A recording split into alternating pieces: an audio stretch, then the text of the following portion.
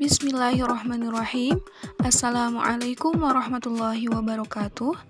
Kami dari kelompok 9 yang beranggotakan Risa Sani Astari dengan NIM 11921000062, Siti Maisyaro dengan NIM 11921000069, Siti Robiah Adawiyah Wildah dengan NIM 11921000074, dan Zahra Nur Syahadati dengan NIM 11921000080. Kami akan membahas tentang pendidikan berbasis keunggulan lokal atau Community Based Education di Raudatul Atfal. Baiklah, kita langsung saja kepada pembahasan yang pertama.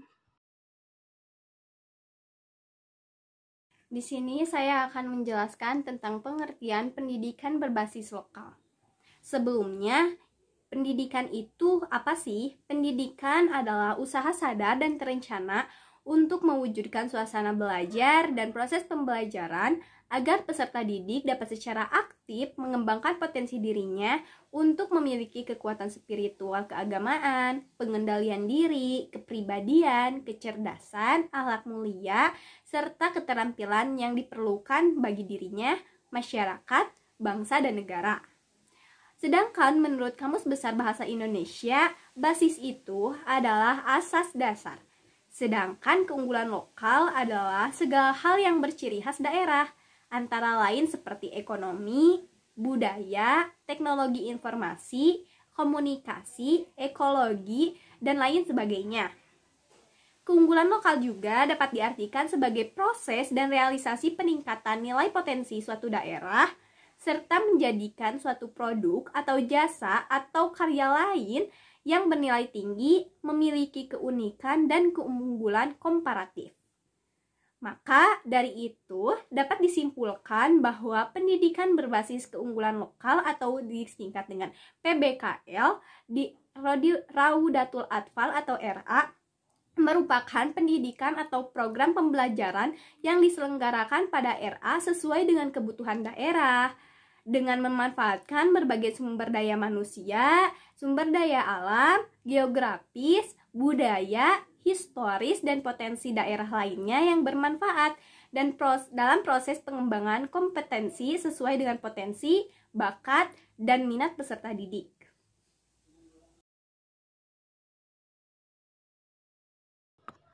Selanjutnya, saya akan menyampaikan tentang landasan yuridis pendidikan berbasis keunggulan lokal. Nah, yang dimaksud dengan landasan yuridis pendidikan adalah seperangkat konsep peraturan perundang-undangan yang menjadi titik tolak sistem pendidikan Indonesia yang berdasarkan Undang-Undang Dasar 1945 yang meliputi Undang-Undang Dasar Republik Indonesia, Ketetapan MPR, Undang-Undang Peraturan Pemerintah Pengganti Undang-Undang, Keputusan Presiden, serta peraturan pelaksanaan lainnya, seperti Peraturan Menteri, Instruksi Menteri, dan lain-lain. Nah, berikut ini merupakan landasan yuridis pelaksanaan pendidikan berbasis keunggulan lokal.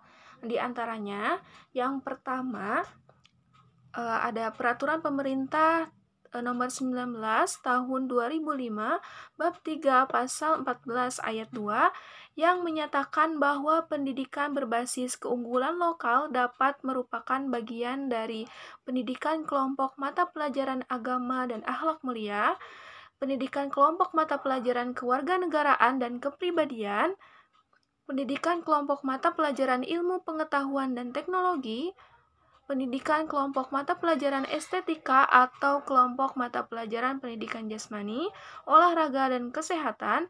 Dan adapun pada ayat 3 disebutkan bahwa pendidikan berbasis keunggulan lokal dapat diperoleh peserta didik dari satuan pendidikan yang bersangkutan atau dari satuan pendidikan non-formal yang sudah memperoleh akreditasi.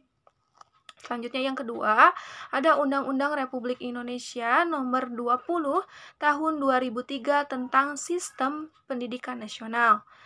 yaitu pada bab 3 pasal 4 ayat 1 menyatakan bahwa pendidikan diselenggarakan secara demokratis dan berkeadilan serta tidak diskriminatif dengan menjunjung tinggi hak asasi manusia, nilai agama, nilai kultural, dan kemajemukan bangsa. Kemudian pada bab 10 pasal 36 ayat 2 menyatakan bahwa kurikulum pada semua jenjang dan jenis pendidikan dikembangkan dengan prinsip diversifikasi sesuai dengan satuan pendidikan, potensi daerah, dan peserta didik. Kemudian pada pasal yang sama, pada ayat 3 butir C, menyatakan bahwa kurikulum disusun sesuai dengan jenjang pendidikan dalam kerangka Negara Kesatuan Republik Indonesia dengan memperhatikan keragaman potensi daerah dan lingkungan.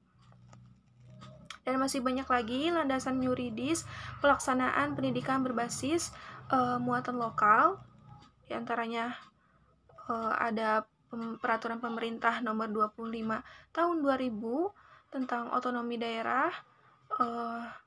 Kemudian ada peraturan pemerintah nomor 19 tahun 2005 tentang standar nasional pendidikan.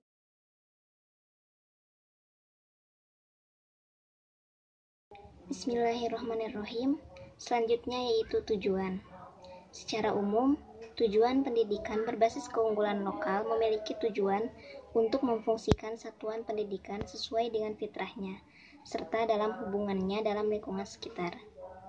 Secara khusus, tujuan pendidikan berbasis keunggulan lokal yaitu untuk, yang pertama, mengembangkan potensi peserta didik, sehingga dapat berguna dalam memecahkan persoalan yang dihadapinya, khususnya dalam karir. Lalu yang kedua, memberikan wawasan yang luas terkait pengembangan karir peserta didik. Yang ketiga, memberikan bekal dengan latihan tentang nilai-nilai keterampilan dasar yang berhubungan dengan kehidupan sehari-hari. Lalu yang keempat, memberikan kesempatan kepada sekolah dalam mengembangkan proses pembelajaran yang kontekstual dan fleksibel. Yang kelima, mengoptimalkan sumber daya di lingkungan sekitar. Dan yang keenam, mengembangkan serta melestarikan sumber daya lingkungan sekitar sebagai ciri khas lingkungan. Maka, tujuan pendidikan berbasis lokal di RA adalah untuk membekali peserta didik dengan sikap, pengetahuan, serta keterampilan yang dibutuhkan untuk dapat mengenal dan mencintai lingkungan alam, sosial, budaya, dan spiritual di daerahnya, dan melestarikan serta mengembangkan keunggulan dan kearifan daerah yang berguna bagi diri dan lingkungannya dalam rangka menunjang pembangunan nasional.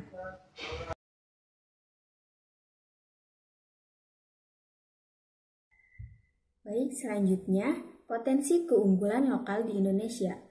Konsep pengembangan keunggulan lokal diinspirasikan dari berbagai potensi, yaitu potensi sumber daya alam, sumber daya manusia, geografis, budaya, dan historik. Yang pertama, sumber daya alam. Sumber daya alam merupakan potensi yang terkandung dalam bumi, air, dan dirgantara yang dapat didaya gunakan untuk berbagai kepentingan hidup, misalnya padi, buah-buahan, sayur-sayuran, unggas, kambing, dan ikan. Yang kedua, potensi sumber daya manusia. Sumber daya manusia didefinisikan sebagai manusia dengan segenap potensi yang dimilikinya yang dapat dimanfaatkan dan dikembangkan untuk menjadi makhluk sosial yang adaptif dan transformatif, serta mampu mendayagunakan potensi alam di sekitarnya secara seimbang dan berkesinambungan. Yang ketiga, potensi geografis. Tidak semua objek dan fenomena geografi merupakan keunggulan lokal. Pengkajian dan pemanfaatan keunggulan lokal pada aspek geografis sangat khas karena ini memerlukan pendekatan studi ilmu geografi. Yang keempat, potensi budaya. Budaya adalah sikap, sumber sikap adalah kebudayaan. Agar kebudayaan dilandasi dengan sikap baik, masyarakat perlu memadukan antara idealisme dengan realisme, yang pada hakikatnya merupakan perpaduan antara seni dan budaya. Ciri khas budaya masing-masing merupakan sikap menghargai kebudayaan daerah sehingga menjadi keunggulan lokal. Sebagai ilustrasi dari keunggulan lokal yang diinspirasi oleh budaya adalah seni tarling dan seni burok. Yang kelima, potensi historis. Konsep keunggulan lokal historis merupakan potensi sejarah dalam bentuk peninggalan benda-benda purbakala atau tradisi yang masih dilestarikan hingga saat ini. Salah satu contoh keunggulan lokal yang diinspirasi oleh potensi historis ialah Kesultanan Cirebon. Antara lain, pemerintah Kabupaten dan Kota Cirebon bekerja sama dengan Keraton Kasepuhan dan Kanoman secara rutin menyelenggarakan tradisi muludan. Alhamdulillah, pemaparan materi dari kelompok 9 mengenai pendidikan berbasis keunggulan lokal di RA telah selesai disampaikan. Mohon maaf atas segala kesalahan dan kekurangan. Akhir kata, kami ucapkan wassalamualaikum warahmatullahi wabarakatuh.